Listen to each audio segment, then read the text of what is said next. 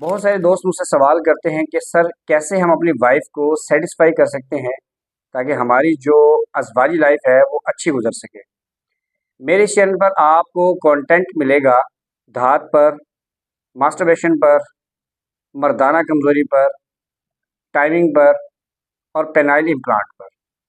अगर इस चैनल को आप सब्सक्राइब करते हैं तो आने वाले दिनों में आपको लेटेस्ट करंट नॉलेज मिलने वाला है इन टॉपिक्स पर।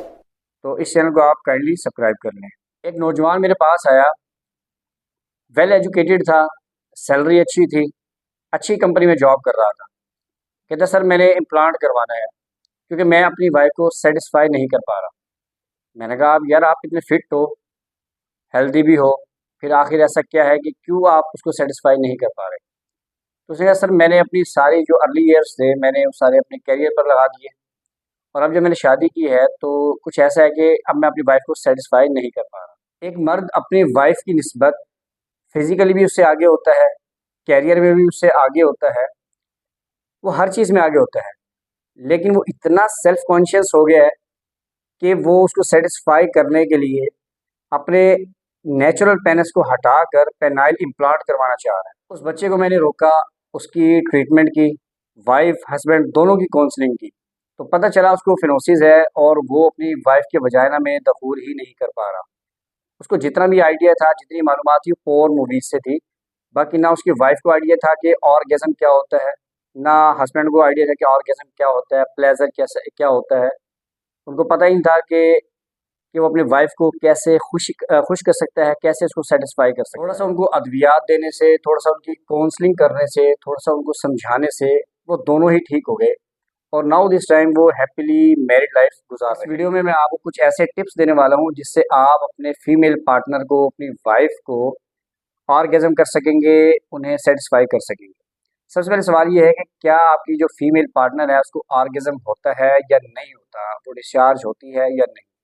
डेफिनेटली फीमेल जो पार्टनर है उसको प्लेजर आता है, लेकिन ये जो प्लेजर आता है ये दो तरीके से आता है। एक चीज़ क्लैरिटिस, फीमेल जो आपका पार्टनर है उसकी यूनी के मुंह के ऊपर फीमेल पेनिस होता है। जैसे अल्लाह ताला ने आपको पेनिस दिया है जो लंबा है, उसके सामने ग्लास होता है, कैप होती है जो कि बहुत सेंसिटिव होती है और उसके ऊपर स्किन होती है, खाल होती है, उसे फोर स्किन बोलते हैं। अगर उसको दबाया जाए, उसको रगड़ा जाए तो स्टिमुलेशन होती है और मर्द को ऑर्गेज़म होता है। इसी तरह लेडीज़ में भी क्लैरिटिस यानी फीमेल पेनिस होता है, जिसको अगर रब किया जाए, जिसको टच किया जाए तो सेक्सुअल अरोज़र होता है और वो खड़ा हो जाता है। अगर आप इस क्लैरिटिस को टच करते हैं, उसे रब करते हैं तो उसको ऑर्गेज़म आता है। लेकिन इसमें दो तरह की मुश्किल होती है। एक मुश्किल तो ये होती है जो क्लैरिटिस होता है यानी जो योनि का मुंह होता है, जो लेडीज़ का सेक्सुअल पार्ट होता है, वो जैसे मर्दों को टच करते हैं, मर्दों को जो पेनिस है उसको टच करते हैं, उसको रगड़ते हैं, उसको दबाते हैं तो उसको ऑर्गेज़म आता है, उसको प्लेज़र आता है। सेम इसी तरीके से अगर लेडीज़ का जो सेक्सुअल पार्ट है, जो यूनि का मुंह है, जो क्लैरिटिस है, वो जो उसकी सिचुएशन है, जो उसका कंसेशन है, वो हर लेडी में मुख्तलिफ होता है। तो अगर आप अपने पार्टनर से बात करते हैं, उससे पूछते हैं और उसकी जो सेंसिटिविटी के लिहाज से वहाँ पर वर्क करते हैं और उसकी सेंसिटिविटी के लिहाज से आपको वर्क करना पड़ेगा कि कैसे उसको किस तरह टच करने से, दबाने से या हिलाने से उसको प्लेज़र मिलता है। तो अगर आप उससे डिस्कस करते हैं और वो आपको बताती है कि मुझे ऐसे प्लेज़र फ़ील होता है, ऐसे अच्छा लगता है, तो उस हिसाब से आपने सेंसिटिविटी को लेकर चलना है, उस हिसाब से आपने उसको ऑर्गेज़म दिलवाना है। मर्दों में स्टिमुलेशन करने से पेनिस खड़ा हो जाता है, लेकिन अगर आप लेडीज़ के साथ ऐसा करेंगे कि फोर प्ले किए बगैर, उनसे कुछ खेले बगैर, तो आप डायरेक्ट स्टार्ट कर देंगे तो हो सकता है कि आप पहले डिस्चार्ज हो जाएँ, आप पहले फ़ारिग हो जाएँ। तो उससे क्या होता है कि जो सैटिस्फाई नहीं हो पाएगी, तो घर में झगड़े स्टार्ट होंगे, तलाक की नौबत भी आ जाती है कि लेडीज़ जो है फीमेल पार्टनर वो चिड़चिड़ा होना स्टार्ट हो जाती है। तो आपने कोशिश ये करनी है सबसे पहले फोर प्ले कर रहे हैं। अक्सर लेडीज़ ऐसी सेंसिटिव होती है कि अगर उनको फोर प्ले ज़्यादा किया जाए तो ऑर्गेज़म आ जाता है और वो आपसे पहले ही हो जाती हैं। तो आपने कोशिश करनी है ज़्यादा से ज़्यादा पहले फोर प्ले करना है और क्लैरिटिस को, यूनि के मुंह को आपने टच करना है, रब करना है और इस तरह उनको पहले आप अपने से पहले भी कर सकते हैं। इसके अलावा फीमेल में एक स्पॉट होता है जिसे हम जी स्पॉट बोलते हैं, जो यूनि के मुंह के अंदर होता है। तो इसमें ऑर्गेज़म आने की ताकत होती है। इसके अलावा cervix, cervical massage, perineum massage, inner thigh, ये एरियाज़ भी फीमेल के सेंसिटिव होते हैं और इनको भी रब करने से ऑर्गेज़म आता है।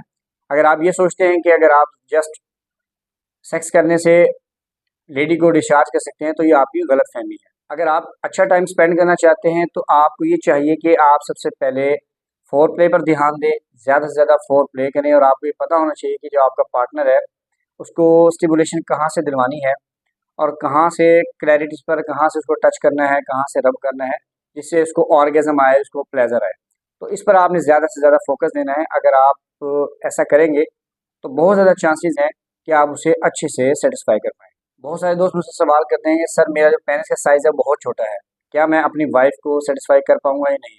देखिए, अगर आपका पेनिस का साइज़ 6 इंची से भी ज़्यादा है, लेकिन वो हार्ड नहीं है, उसमें टाइमिंग नहीं है, तो कोई फ़ायदा नहीं है इसका, आप उसे सेटिस्फाई नहीं कर पाएँगे। लेकिन अगर आपका पेनिस का साइज़ छोटा है, लेकिन हार्ड है, हाइजीन है और उसमें अच्छी खासी वो टाइमिंग लगा लेता है 6 मिनट, 4 मिनट, 5 मिनट, तो अपनी वाइफ़ को सेटिस्फाई कर सकता है।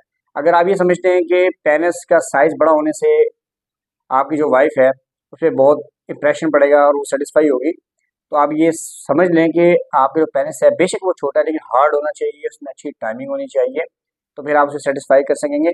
लेकिन इस जो वीडियो में मेरा बताने का जो मेन मकसद है वो ये है कि आपने अपनी वाइफ़ को ज़्यादा से ज़्यादा फोर प्ले करना है, उस पर तवज्जो देनी है कि वो स्टिमुलेट कैसे होगी और कहाँ उसको मैंने टच करना है, जो उसे अच्छा लगेगा, उसको फीलिंग्स आएँगी।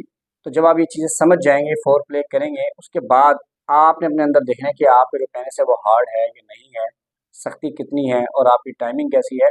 ये दोनों चीज़ें आपने देखनी है, फिर आप अपनी लाइफ़ को अच्छे से गुज़ार सकें। वीडियो की लास्ट में मैं आपसे कहना चाहूँगा, इस चैनल को आप ज़रूर सब्सक्राइब कर लें, क्योंकि आने वाले दिनों में आपको बहुत ही अमेज़िंग और बहुत ही इंटरेस्टिंग इन टॉपिक्स पर वीडियोज़ मिलने वाली हैं। दुआ में याद रखिएगा। अल्लाह हाफ़िज़।